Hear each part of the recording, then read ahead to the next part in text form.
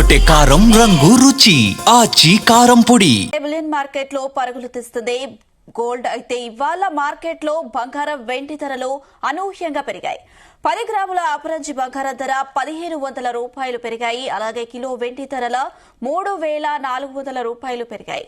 బంగారం వెండి ధరలు దూసుకుపోవడంతో బంగారం ధరలు సామాన్యులకు అందని ద్రాక్షగా మారుతాయనే భయాలు పెరుగుతున్నాయి. ప్రధానంగా అంతర్జాతీయ ఆందోళనకర పరిస్థితులు పెట్టుబడిదారులకు నిద్ర లేకుండా చేస్తున్నాయి.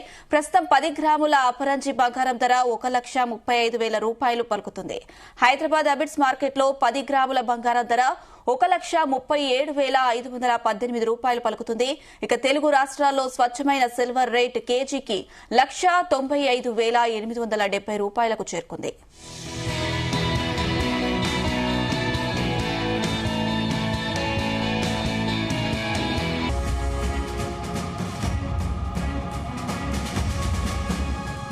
రైట్, ఇదే అంశం సంబంధించి మనతో పాటు డిస్కస్ చేయడానికి బిజినెస్ అనలిస్ట్ జీవి సత్యనారాయణ గారు మనతో పాటు ఉన్నారు. సార్ నమస్తే అండి.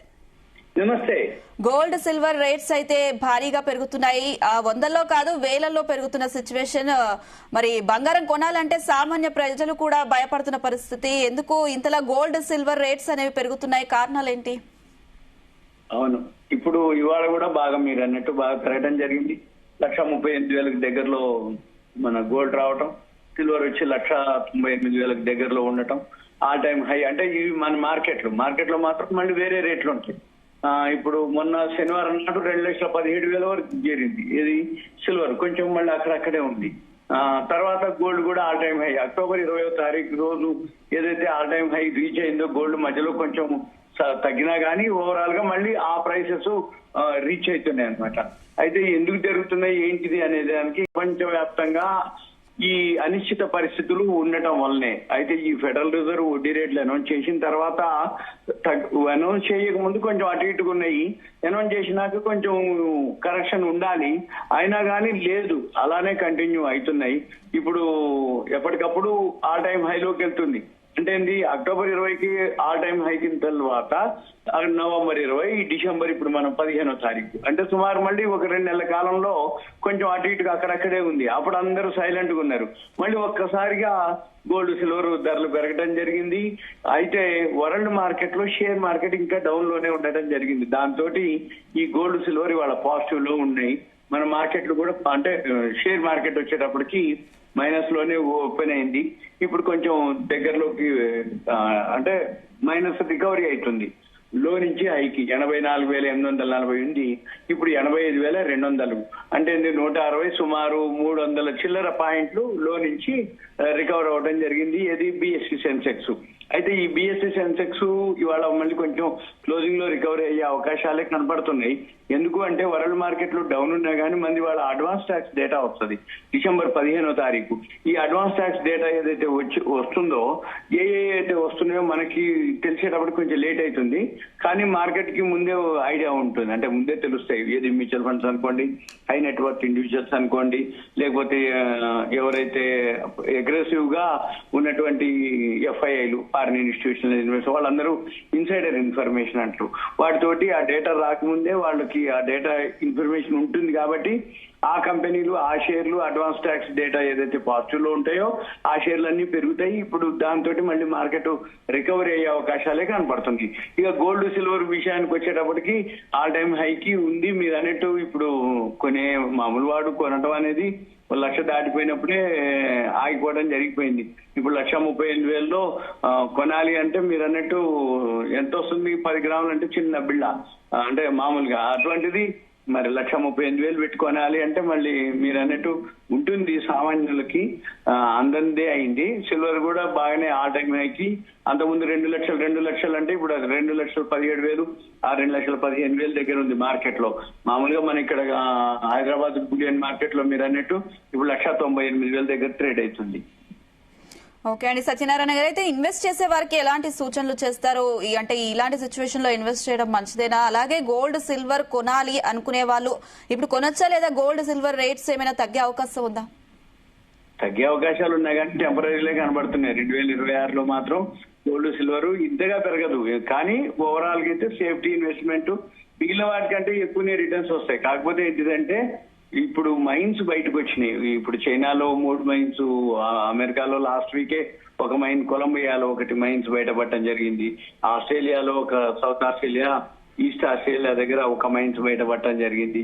ఇవన్నీ కనుక బయటకు వస్తే అప్పుడు కొంచెం తగ్గే అవకాశాలు ఉన్నాయి, కానీ అవన్నీ టైం తీసుకుంటుంది. వీటితోటి ఈ ట్రంప్ సుంకాలు, టారిఫ్లు కూడా ఇవన్నీ ఆగిపోవాలి. ఈ ట్రంప్ సుంకాలు ఎక్కడో ఒక దగ్గర చర్చలు ఆగిపోవాలి, అవన్నీ జరగాలి. ఇప్పుడు ప్రపంచ దేశాలన్నీ కూడా ట్రంప్ మీద సుప్రీంకోర్టు, అక్కడ అమెరికా సుప్రీంకోర్టులో అప్పీల్ చేయడం జరిగింది ఎగనెస్ట్ గా. ఆ తీర్పు కోసం కూడా మార్కెట్ ఎదురు చూస్తుంది. ఆ తీర్పు వచ్చినాక ఒకవేళ ఏదన్నా పరిస్థితులు మారితే, సర్దుమణిగితే, అప్పుడు షేర్ మార్కెట్ కనుక బాగా పెరగడం మొదలు పెడితే అప్పుడు ఈ గోల్డ్ సిల్వర్ తగ్గే అవకాశాలు కొంచెం కనబడుతున్నాయి.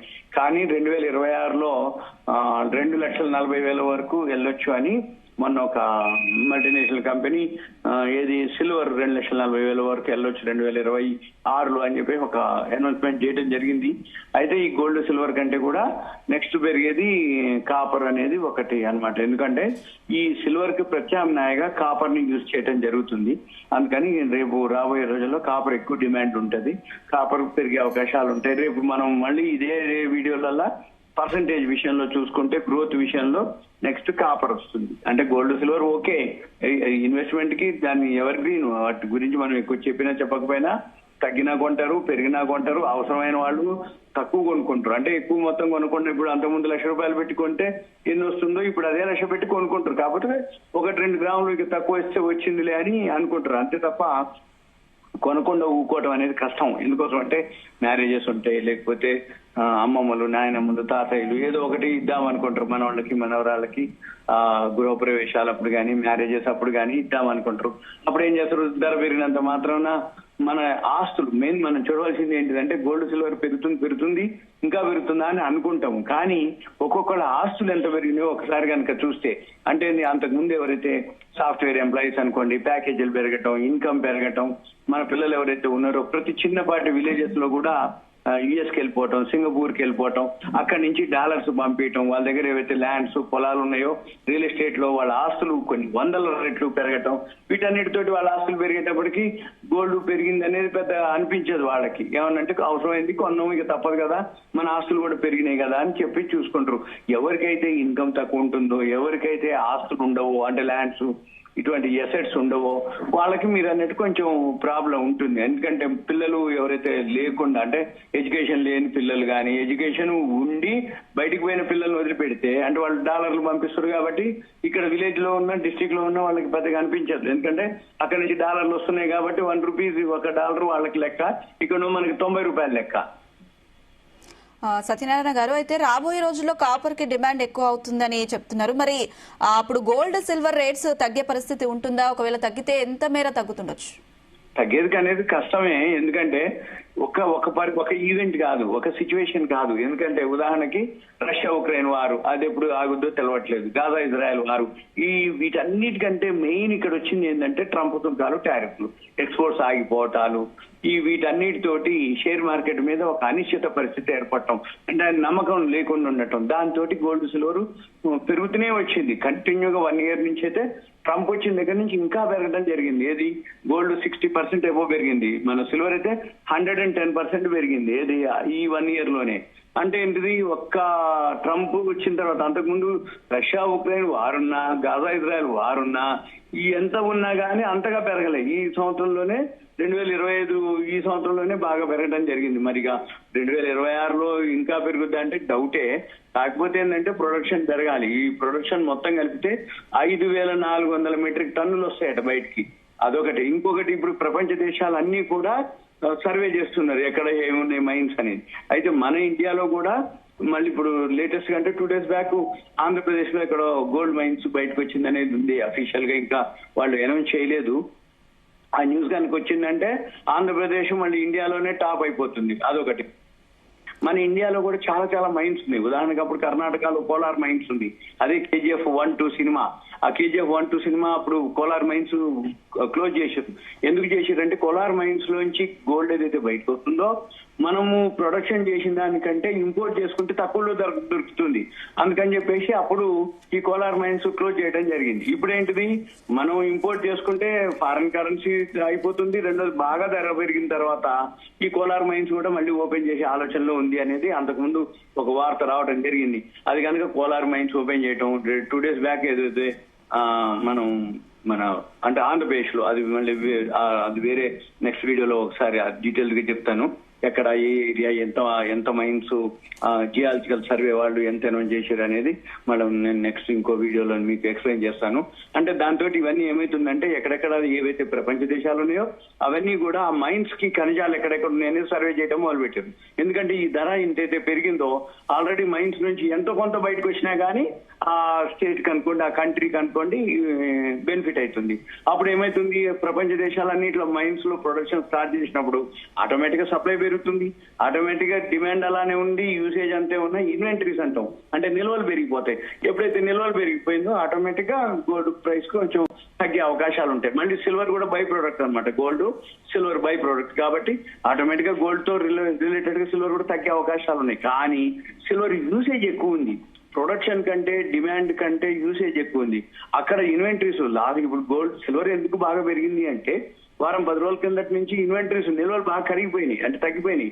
ఎప్పుడైతే ఇన్వెంటరీస్ నిల్వలు ఎప్పుడైతే తగ్గిపోయినాయో అందరూ కూడా సిల్వర్ దాచిపెడుతున్నారు, లేకపోతే వాళ్ళ యూసేజ్ కోసం డిమాండ్ కోసం ముందుగానే అడ్వాన్స్ గా కొని పెట్టుకోవటం, వీటన్నిటితోటి సిల్వర్ అనేది బాగా పెరగడం జరిగింది. అయితే సిల్వర్ రాబోయే రోజుల్లో ఎందుకు కొంచెం అనంటే కాపర్ ని ప్రత్యామ్నాయంగా వాడటం మొదలు పెట్టారు. ఎప్పుడైతే కాపర్ ని ప్రత్యామ్నాయంగా వాడటం పెడతారో అప్పుడు కాపర్ యూసేజ్ పెరుగుతుంది. మళ్ళీ కాపర్ యూసేజ్ పెరిగితే కాపర్ డిమాండ్, మళ్ళీ production, usage, demand, supply, inventories ఇవన్నీ మళ్ళీ మిస్ మ్యాచ్ అయిపోతాయి. ఎందుకంటే ఇప్పుడు ఉన్న ప్రొడక్ట్ కి, ఉన్న డిమాండ్ కి, ఉన్న యూసేజ్ కి, ఉన్న నిల్వలకి కాపర్ ఒక రేట్ ఉంది. ఎప్పుడైతే కాపర్ యూసేజ్ పెరుగుతుందో డిమాండ్ పెరిగినట్టు, డిమాండ్ పెరిగింది అంటే నిల్వలు తగ్గిపోతాయి, నిల్వలు తగ్గిపోయింది అంటే జరగాలి. ప్రొడక్షన్ లేదు అనుకోండి అంతమందం, ఆటోమేటిక్ గా నిల్వలు తగ్గిపోయింది అంటే మళ్ళీ మార్కెట్ లో డిమాండ్ పెరిగింది, మార్కెట్ లో డిమాండ్ పెరిగింది అంటే కాపర్ ధర మళ్ళీ పైకి వెళ్ళిపోతుంది. అందుకని 2026లో కాపర్దే హవా అనేది మనం ఒక సూచన అనుకోండి. ఇదంతా కూడా మనం అంటే నా ఓన్ గా మనం గెస్ చేసి మార్కెట్ లో ఉన్నటువంటి సిచ్యువేషన్ ప్రకారంగా చెప్పడం జరుగుతుంది. ఎవరైతే దీని మీద మళ్ళీ చేయదలుచుకుంటారో వాళ్ళు ఓన్ గా మళ్ళీ వాళ్ళ ప్రకారం హోంవర్క్ చేసుకోవటం, వాళ్ళ అడ్వైజర్ కానీ వాళ్ళు సర్వే చేయడం, వాళ్ళ ప్రకారం అది ఉందా లేదా, వెబ్సైట్లు ఉన్నాయి, ఛానల్స్ ఉన్నాయి. ఇప్పుడు అంతా అడ్వాన్స్ అయిపోయింది. ఏదైతే డిజిటల్ వచ్చిందో మనకి ఏ ఇన్ఫర్మేషన్ ఉన్నా కానీ వరల్డ్ వైడ్ గా తెలిసిపోతుంది. కాబట్టి వాళ్ళు ఎవరికి వాళ్ళు జాగ్రత్త తీసుకొని రాబోయే రోజుల్లో ఏది ఉంది అనేది వాళ్ళు చూసుకొని చేసుకోవాల్సి ఉంటుంది జనరల్ గా. అయితే కాపర్ అయితే రాబోయే రోజుల్లో ఉంటుంది అనేది నా అభిప్రాయం. ఓకే అండి, థ్యాంక్ యూ సత్యనారాయణ గారు.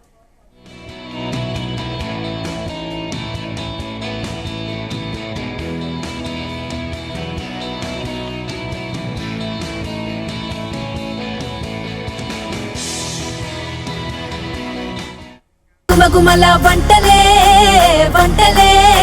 తెరకొట్టే కారం రంగు రుచి ఆచి కారం పొడి.